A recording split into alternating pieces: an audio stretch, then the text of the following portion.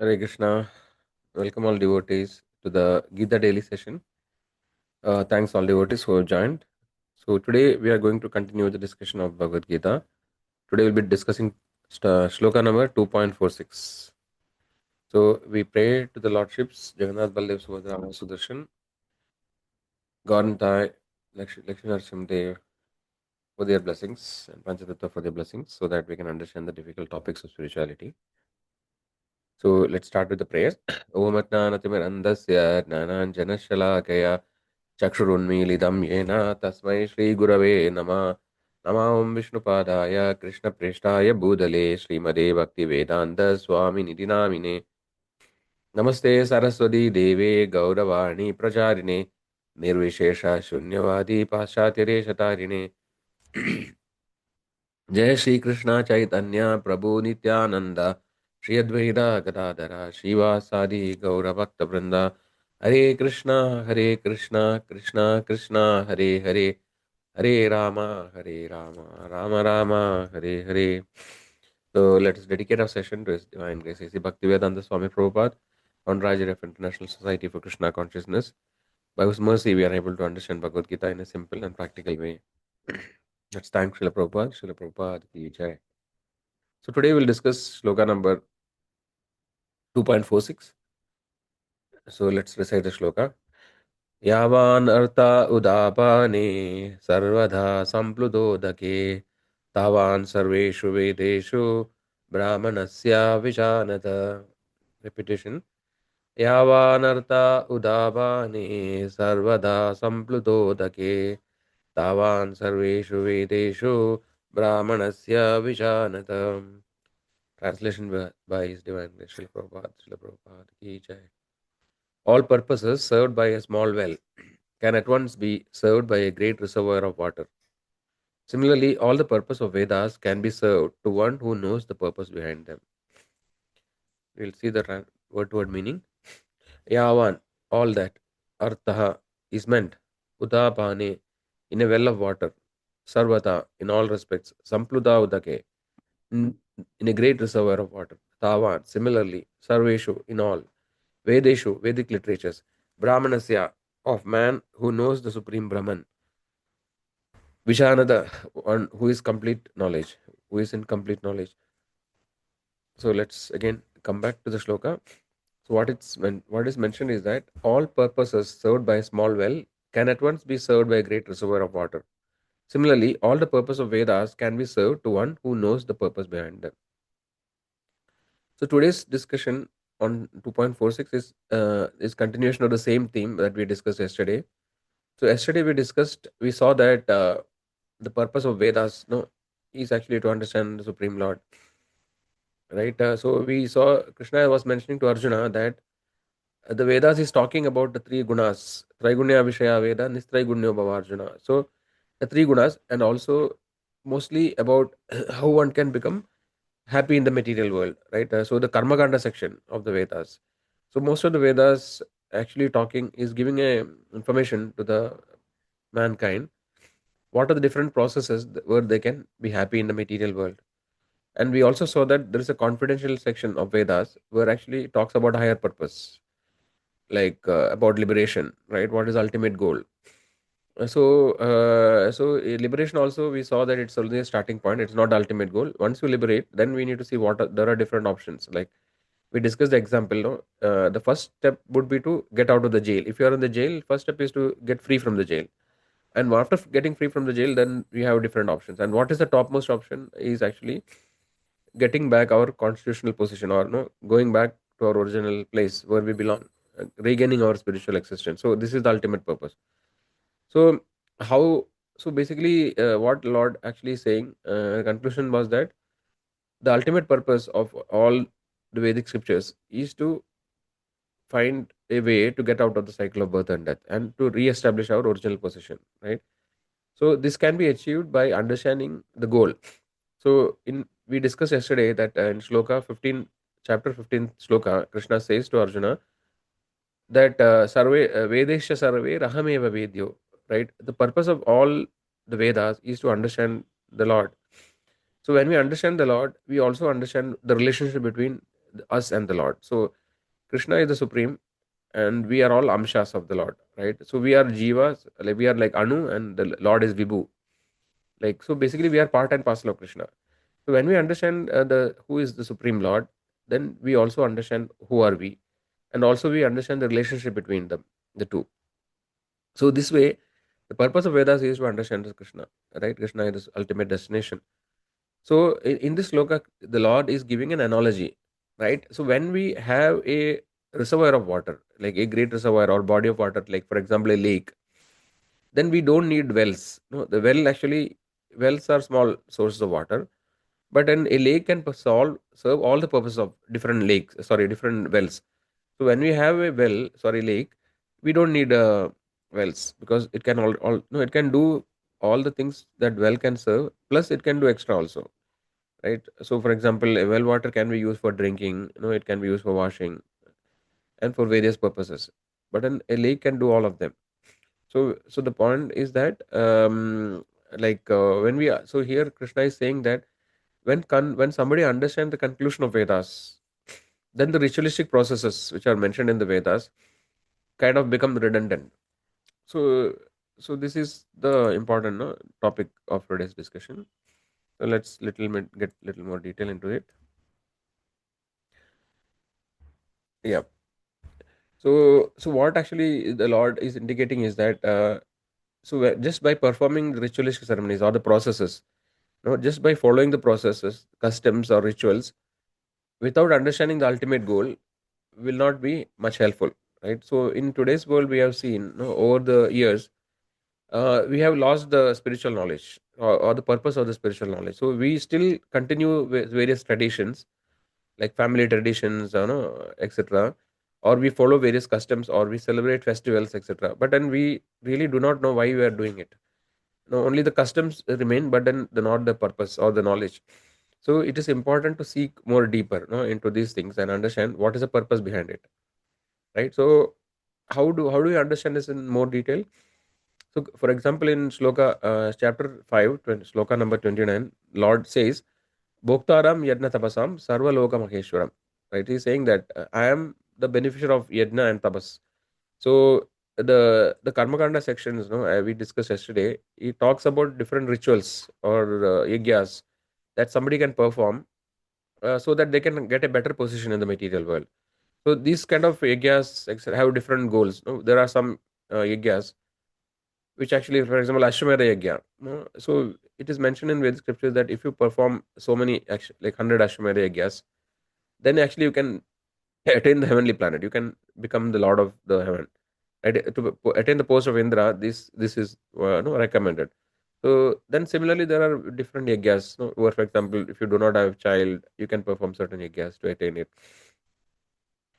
But then, we are only stuck to this karmaganda. Then we are still repeating the cycle of birth and death. We have seen it, right? So because this karmaganda section still gives us various options, how we can become happy or prosperous in this world. But it doesn't, because it is still targeted at the bodily platform or at the mental platform. No, we'll continue our existence in the bodily platform. So how can we get out of this bodily platform? Like is by getting out of the cycle of repeated birth and death, right? So that can be only achieved when we attain the knowledge of self realization, which actually we discussed briefly, like which is actually understanding who are we, what is our real identity. So that is the first step in the spiritual path. The first step is adado brahma jitnasa. No, now I am inquiring about Brahman. So like I am trying to understand who am I really, that we already discussed, that we are not this body external, which is like a covering or which is like a dress. The real person is the soul which resides in the body. So this is the starting point of spiritual knowledge, right? That we are not this matter, but we are spirit. And then further we inquire, we understand, we try to find out, what is our purpose, like what is our source, and what is our ultimate goal, right? So that also we discussed briefly. So the purpose of the ultimate goal actually is to attain our original constitutional position or the spiritual body, right? We have a spiritual existence which is known as the Swarupa, which actually is in the spiritual world. And right now we are in the material world. We are covered by the illusionary energy called Maya, by which we are not able to understand our real identity. We are forgotten. No, we are forgotten who we are. we also forgotten who the Supreme Lord is. Also we forgot the relationship with Him. So the entire process of self-realization or the spiritual path is ultimately to revive our lost relationship. To understand or to get back our original position. So this can be achieved by the same spiritual questions, right? So this is the real purpose. So so here the point we have to understand is that yesterday we also saw that no, just by getting stuck to ritualistic processes without knowing the ultimate purpose is not useful, or it's like a waste of time, right? But at the same time, if you understood the conclusion, then actually we can directly act in that platform, right? So this is the essence, of the topic, that we are discussing. So so like, to illustrate this point, we have one example. Yesterday we saw the story of the brahmana and the cobbler, right? So today we will look at another topic, another story. So this is an incident from Srimad Bhagavatam. So in the Bhagavatam, uh, the Lord Krishna, and the cowherd boys, they were playing, in the forest of Vrindavana one day, and then they felt very hungry. So then the Lord actually asked the cowherd boys to go to a nearby place. So there were some brahmanas who were performing Vedic sacrifices in a nearby area, right? So these brahmanas were, they are ritualistic brahmana. They were actually following their ritualistic process very strictly, adhering to that. But then they did not really know the ultimate purpose, right? So Krishna asked these cowherd boys to go and get some food from the brahmanas. So the boys requested the food from the brahmana, but then because they were too much absorbed in the ritualistic ceremonies, they ignored the children. They did not understand, thinking that okay, no, they might, like, our goal is now to complete the yajna, and then they did not understand the real purpose. So the boys returned to Krishna, disappointed, and told them that okay, they were not ready to give the food. Then Krishna actually told them to approach the wives of the brahmanas. So the wives of the brahmanas were also there, the brahmana patnis. So the brahmana patnis actually were very much attached to the Lord. So they understood the goal of life, and then their goal was to please Krishna.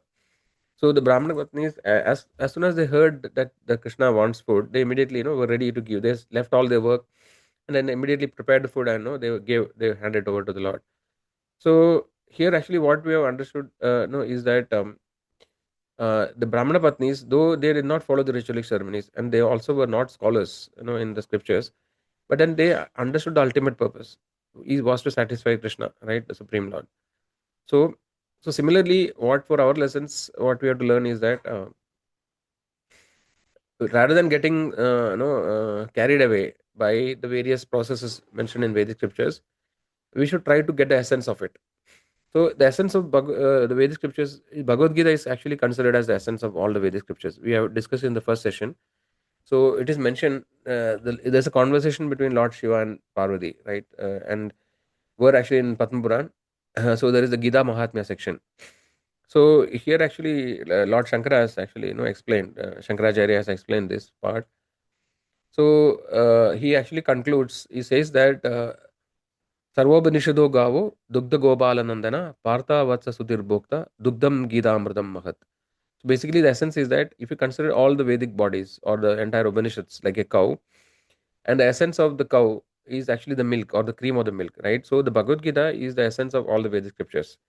And the essence of Bhagavad Gita is, we have seen, no, it is mentioned in the Sloka 15 of chapter 15, which actually says, Vedesha Sarver Ahameva Vidyo, Vedantakrit Veda Videhacham. So Krishna says that the purpose of knowing all the Vedas, right, is to understand me, right? That actually implies that to understand Krishna means to understand the relationship also between the Jiva and the Supreme Lord. And by understanding the relationship, we can actually revive our lost relationship with Krishna. There is also a shloka in Srimad Bhagavatam. It is in Canto 3, 33rd chapter, 7th shloka. So I'll just try to read the translation. So it is mentioned, O my Lord, a person who is chanting your holy name, although born of a low family like that of a Chandala, dog eater, is situated on the highest platform of self realization. Such a person must have performed all kinds of penance and sacrifice according to Vedic rituals and studied the Vedic literatures many, many times after taking birth in all the holy places of pilgrimage. Such a person is considered to be the best of the Aryan family. So, what actually is mentioned here is that a person actually who is chanting the holy name of the Lord, right? So apparently, from an external perspective, it may look like, okay, a person who doesn't have any knowledge or who cannot learn the scriptures, he is just chanting the holy name. No, but actually, it is not true. No, what actually this sloka, what the sloka says is that the chanting the holy name is actually the highest practice of devotional service. No, because the holy name of the Lord is non-different from the Lord, right? So whenever we are chanting the holy name with full faith and focus, then actually it is as good as we are associating with the Lord, right? We are actually establishing or connecting with the Lord. So, so this is actually, so this sloka says, so when we are chanting the holy name, then no, a person cannot, unless and until we have attained the perfection, a person cannot chant the holy name perfectly. So what is mentioned here is that when somebody is already chanting the holy name, it is implied or it is implicit that he has already performed the Vedic penances, sacrifice, Vedic rituals, etc. in many births. And because one performs these rituals, etc., in many births, then he comes to the platform of the chanting of the holy name. So this is a very profound information that actually we should take it. We should understand the essence of this particular topic. So one more small thing I would like to touch upon is that so every yuga, no, we know that there are four yugas, right? There's Satya Yuga, Treta Yuga, Dwapara Yuga, and Kali Yuga. So these are the four yugas, and these four yugas, like they are a cycle. These four yugas keep repeating. So these four yugas together is known as a Chatur Yuga. So according to Vedic scriptures, every yuga there is a process for self-realization, right? So it mentions that Krite yad dhyayado Vishnu Tredayam yajado magai Dwaparai paricharyayam kalautat harikirtanat. So what it means is that Krite means Krita Yuga is Satya Yuga. In Satya Yuga, the process is meditation. Krite yad dhyayado Vishnu. No, meditation of Lord Vishnu. Tredayam yajado magai. In Treta Yuga, the process was sacrifices, fire sacrifice. Dwapare Paricharyayam. In Dwapara Yuga, it was actually worshipping the Lord in the temple, temple worship. Kalautat Hari Kirtanat. And in Kali Yuga, the process is Hari Kirtana, chanting of the holy name of the Lord. So, as also in Srimad Bhagavatam, it is mentioned, Kaler Dosha Nide Rajan, Asti Egan Mahan Guna, Kirtana Nevasya Krishnasya, Mukta Sangha Param Brajet. So, what it means is that this Kali Yuga is full of faults. Kaler Dosha Nide Rajan, Asti Egan Mahan Guna. But there is one great good quality of Kali Yuga. What is that? Kirtana Neva Krishnasya Mukta Sangha Param Brajet. By chanting the holy name of Krishna, you can attain the highest perfection. Mukta Sangha Param Brajet. Param Brajet means topmost abode. So you can return to the topmost abode of the spiritual world by chanting the holy name of Krishna.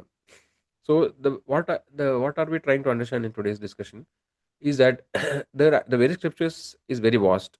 There are so many different sections in the Vedic scriptures. Like there are the four Vedas, then actually there are Upanishads, Puranas, Idihasas, etc., Vedangas. So it's very vast. Brahmanas, Aranyakas, and it takes lifetimes, to completely study the Vedas. But actually, Acharyas who have analyzed Vedic scriptures, they have given us the conclusion. And Vedavyas, Krishna Dvaipayana or Vedavyas, who himself has compiled the Vedic literatures, has also given the conclusion that we saw yesterday. After writing all the Vedic scriptures, he actually wrote the Vedanta Sutra, which are the aphorisms on the Vedic scriptures. And finally, he wrote the commentary on the Vedanta Sutra, which is the Srimad Bhagavatam. So Vedavyas himself, in the time of maturity, he has also given the essence of all the Vedic scriptures to us, right? And the essence and conclusion actually is what we try to understand today. Krishna himself is saying. So the essence is to understand, what is our constitutional position, right? Who is, what is the soul? Who, no, where did we come from, and where do we belong, right? And how can we go back to our original position, right? So reviving the lost relationship with the Supreme Lord. This is the essence of all the Vedic scriptures. How this can be achieved? This is the topmost knowledge of Vedic scriptures. And beyond, before that, the Vedas talk about so many things. So why it is like that? If that is the topmost, then why Vedas talk about other things? That is because Jiva has come to the material world, because you want to enjoy, right?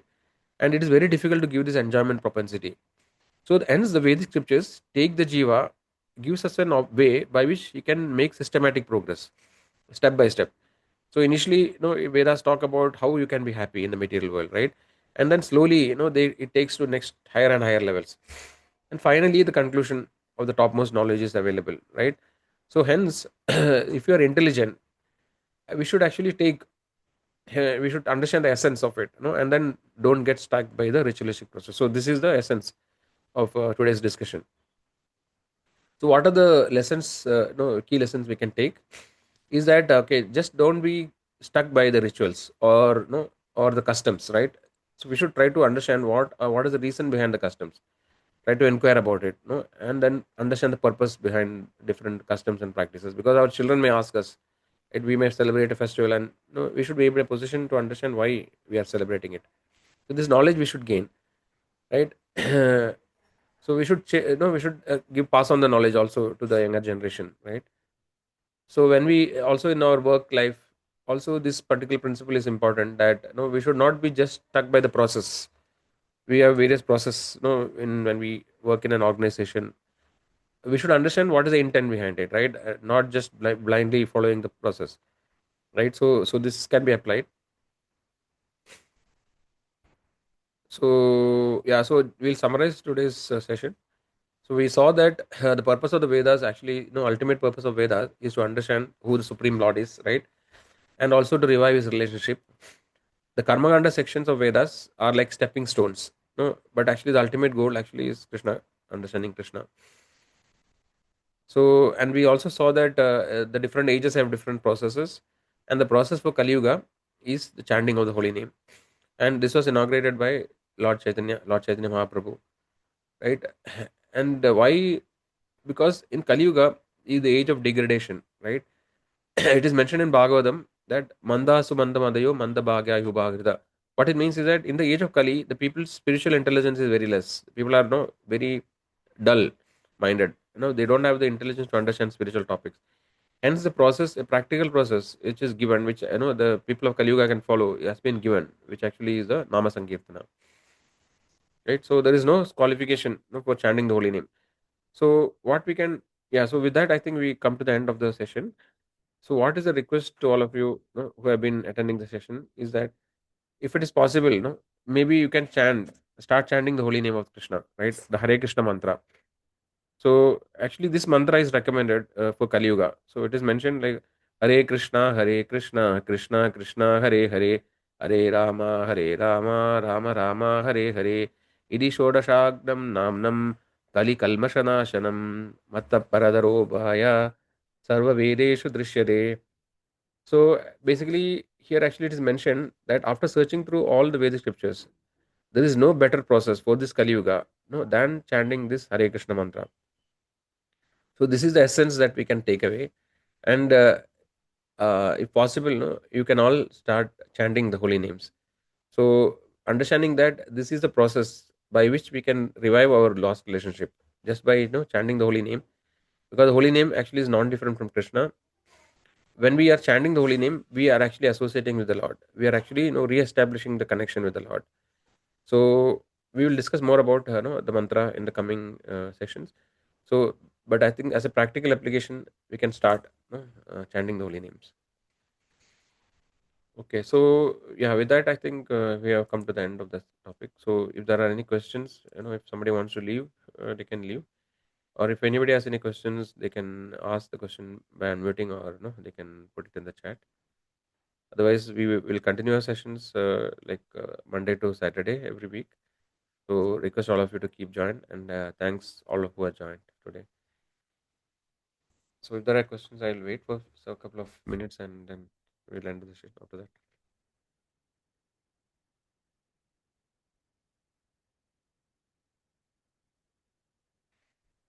Yeah.